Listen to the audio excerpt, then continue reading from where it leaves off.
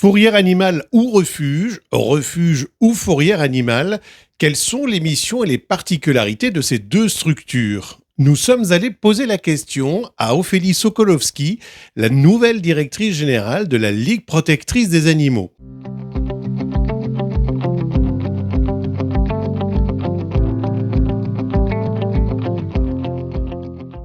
Il n'y a pas vraiment une grande différence au niveau de la structure, puisque nous accueillons, que ce soit côté refuge ou côté fourrière, des animaux.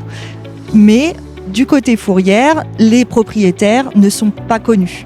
Alors que sur un côté refuge, on peut accueillir des animaux qui sont amenés par leurs propriétaires. Les communes ont l'obligation d'avoir un service fourrière pour gérer les animaux de son territoire. Je trouve un animal. Dois-je l'amener à une structure fourrière ou à un refuge ?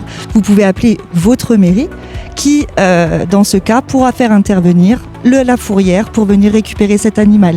Je souhaite adopter un animal. Est-ce que je peux venir à la fourrière ? Non.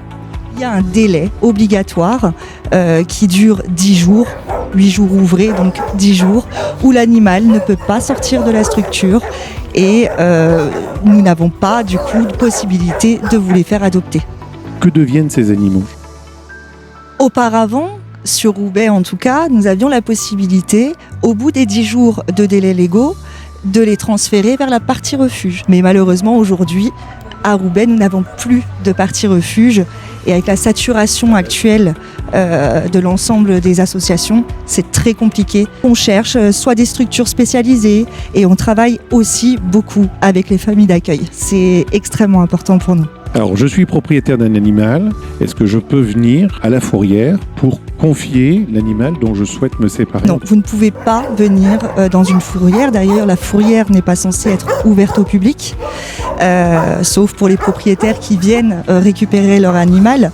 Donc, si vous souhaitez vous séparer de votre animal, il faut aller dans un refuge ou dans une association de protection animale. Quand vous avez un animal, si vous l'aimez, identifiez-le. Parce que c'est votre meilleure chance de récupérer votre animal. Donc nous, quand on a un animal qui arrive, ça peut être le vôtre, un chat, un chien. S'il n'a pas de puce, on a peu de chances de vous avoir. Une chose à laquelle on ne pense pas toujours, c'est qu'on peut changer de numéro de téléphone, on peut changer d'adresse. Si vous ne faites pas cette rectification, cette mise à jour au niveau de l'ICAD, ça va être encore une fois difficile de retrouver votre animal. Alors, comment peut-on faire pour aider la LPA ? Alors, il y a plein de façons d'aider la LPA qui existe effectivement depuis 110 ans sur le territoire du Nord et qui est reconnue d'utilité publique. Vous pouvez nous aider de différentes manières. Bien sûr, les dons. Les dons, ça nous permet de mettre en place des actions concrètes pour les animaux. Je vous parlais tout à l'heure des animaux qui avaient des difficultés de comportement. On peut les envoyer aujourd'hui vers une pension rééducative. On fait énormément de choses pour donner la chance aux animaux, mais ça coûte de l'argent.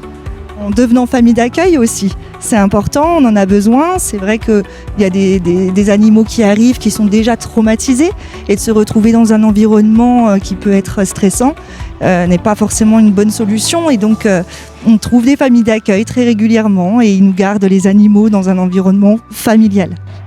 Bien qu'on ne puisse pas adopter d'animal ici à Roubaix, en revanche, il y a d'autres possibilités d'adopter des animaux, là aussi, vers d'autres structures gérées par la LPA. Tout à fait. À la LPA, nous avons 3 sites. Donc effectivement, la fourrière de Roubaix, qui n'est plus partie refuge malheureusement.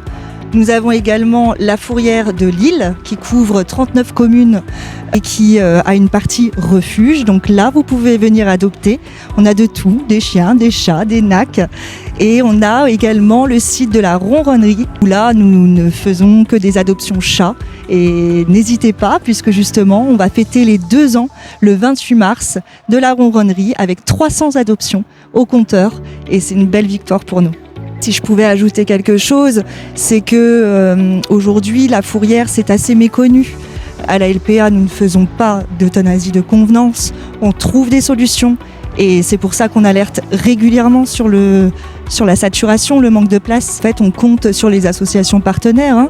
Aujourd'hui, à la LPA, on va très loin. On a été dans les Ardennes il n'y a pas longtemps.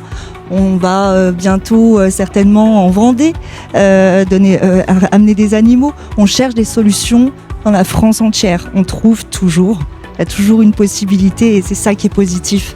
La fourrière, ce n'est pas que des animaux stressés et en souffrance, c'est des solutions, des vies derrière.